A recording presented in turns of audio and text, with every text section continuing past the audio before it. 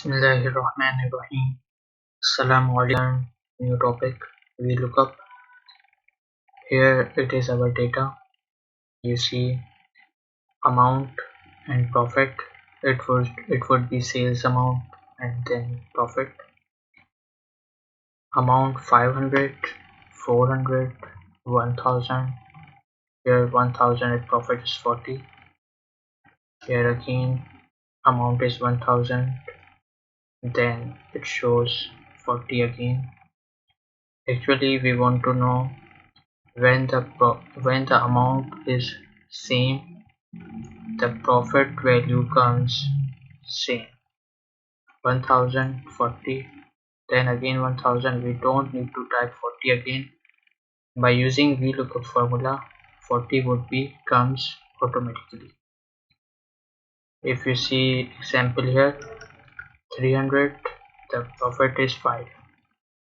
We don't type again 5 here, we just use VLOOKUP formula and 5 is automatically come. Here first time we type 10 for 400 amount. Now here we use VLOOKUP formula only. 10 is comes automatically. How we do it? We practice here. Equal to VLOOKUP. Okay, first profit on 500 is 20. First we have to type the first values of each amount, like 400 profit is 10, 1000 profit is 40. Now we can use VLOOKUP formula because we have mentioned first values here. Equal to VLOOKUP, bracket open, VLOOKUP value, comma,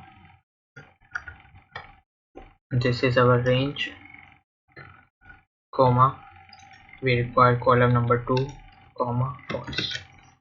Enter. We have to fix